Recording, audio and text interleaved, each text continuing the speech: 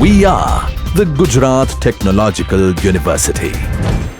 Since its inception over a decade ago, GTU has been empowering young and curating minds to realize their true potential. Over 4 lakh inspired students are enrolled with one of the premier academic universities in India. With more than 450 affiliated colleges in its fold operating across 5 zones of the state, GTU, the International Innovative University, your place to move forward.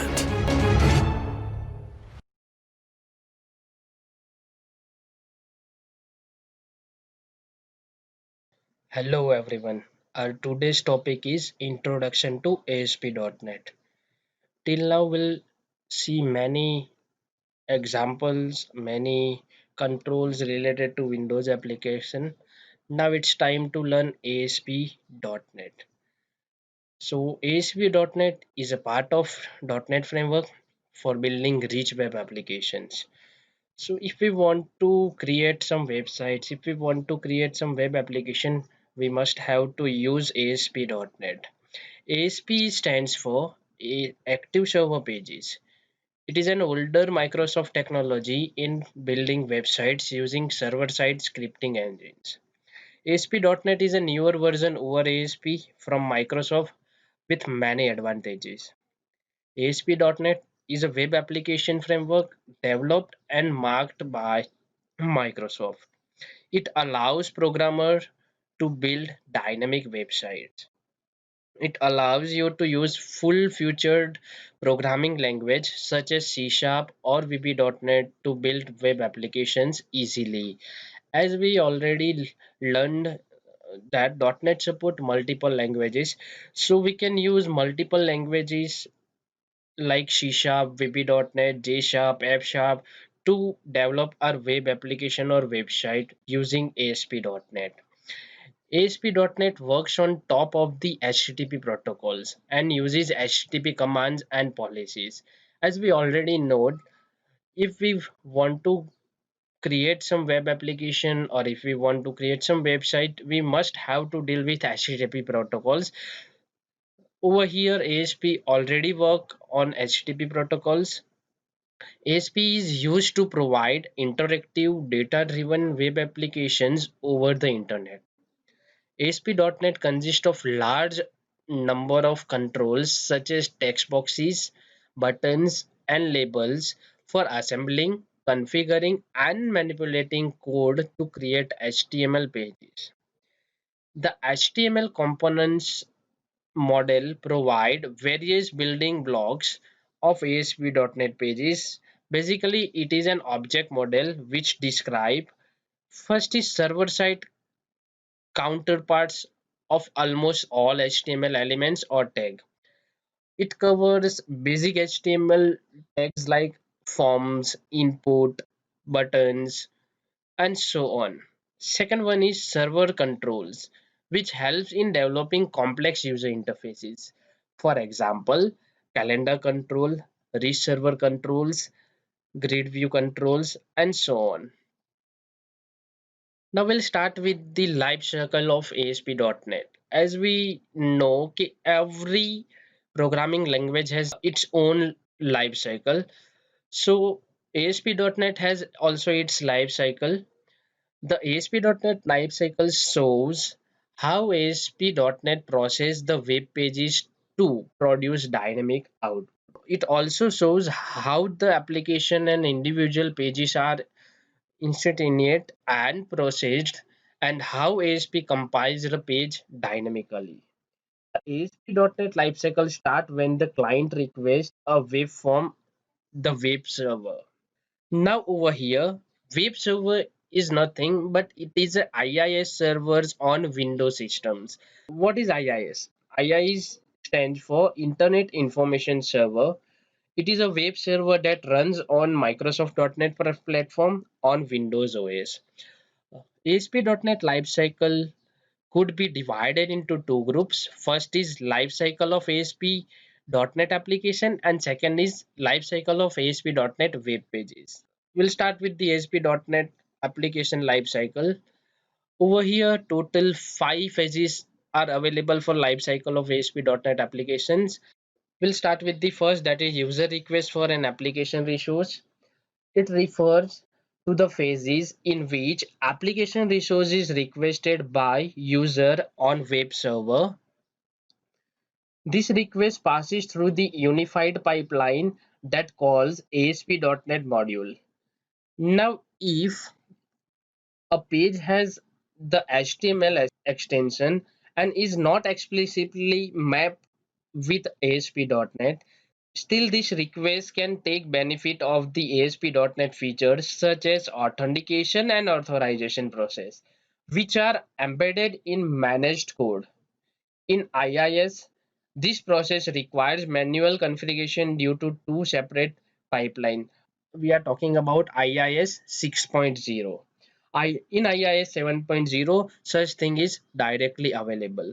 Now we'll see the second phase, and that is the unified pipeline receive the first user request. In this phase, it specifies that when a request for an application resource is received for the first time, an application domain is created by using object of application manager class. The application domain is process that isolates application from each other and enable the processing of user request. In this phase, the information about the application can be accessed when the hosting environment object is created within the application domain. Now we'll see the third phase of the ASP.NET application lifecycle, and it is for each user request and response object are created. This phase refers in which the response objects such as HTTP context are created. The HTTP content class uh, object has a HTTP request and HTTP response. These objects are valid only for the current user request. The HTTP request object holds the information about the current request, whereas the HTTP response object holds the information that is sent to the user, such as cookies and final output. Now we'll discuss the first phase of the lifecycle of ASP.NET application, and it is an object of HTTP application class is created and allocated to the request. In this phase, the application is started when the object of HTTP class is created. However, if a global.aspx file is exists, then the object of the global.aspx class is created instead of HTTP application class. The global.aspx class is derived from HTTP application class and represent ASP.NET application. The module that needs to be invoked depends on parent applications manage code module. In addition, it also depends on which module are configured in the web.config file.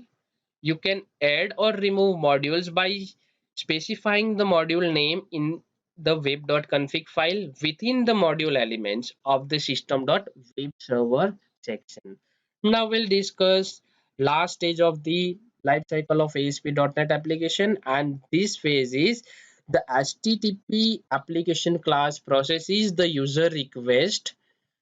In this, the HTTP application class performs the following task or processes the user request. It validates the user request to confirm that it does not contain many malicious markup. It performs URL mapping specified in the URL mapping section of the web.config file. It invoked events and method in the specified order. It start from begin request and follow this way, and it end with pre-send request content. Now we'll move towards life cycle of ASP.NET pages. When a user requests for ASP.NET web pages, the pages passes through a number of stages that are collectively called life cycle of ASP.NET web page. For example, the life cycle of page begins when the user requests for web page and ends when the page is rendered completely to the browser.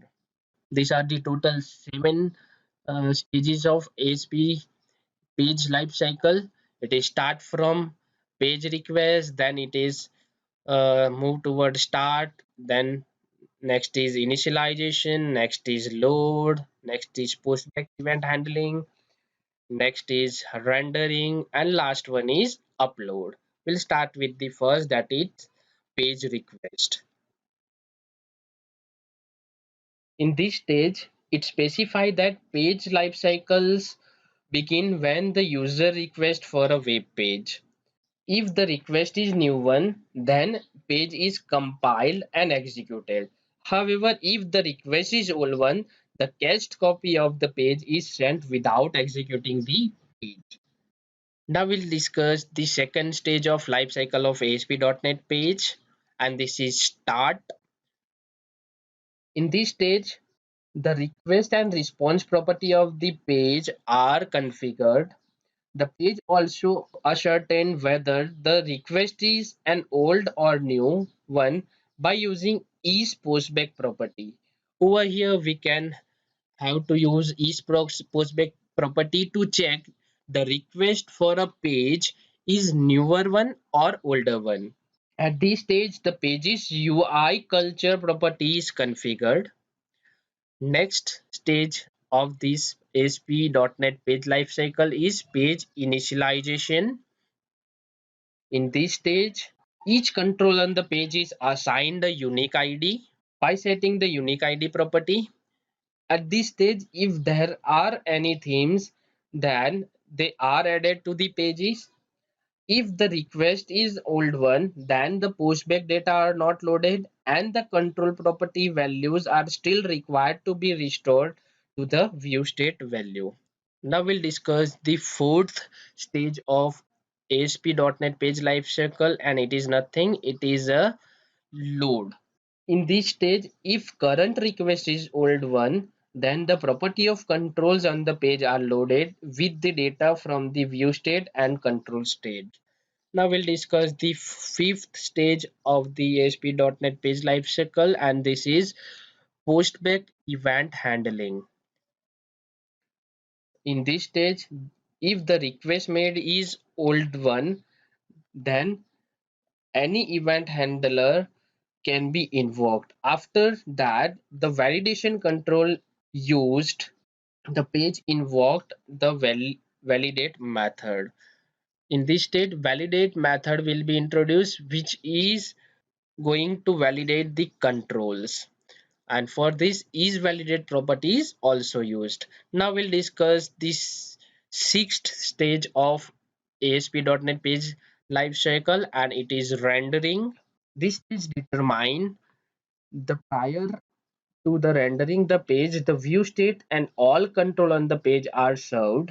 While rendering the page, ASP.NET Runtime environment invoke the render method for each control on the page and write the output of the rendering stage to the output stream object of the page response property. Now we'll discuss last stage of the ASP.NET lifecycle, and it is unload. It refers to the stage where response and request properties of the page are unloaded and the cleanup operation, if required, is performed.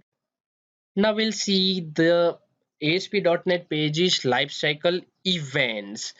At each stage of the page lifecycle, the page raises some event which could be coded. An event handler is basically a function or a subroutine bound to the event. These declarative attributes such as onClick or handle. Over here we have many ASP.NET pages lifecycle events are available, but we'll discuss three among that, and these three are common page events. That first is pre-init. It refers to the first event that occurs during the life cycle of ASP.NET web page. It is used to check each postback property of the page to determine whether the page is being processed for first time. It also creates or recreate dynamic control. It sets the theme property and master page dynamically. In addition, it gets and set profile property values.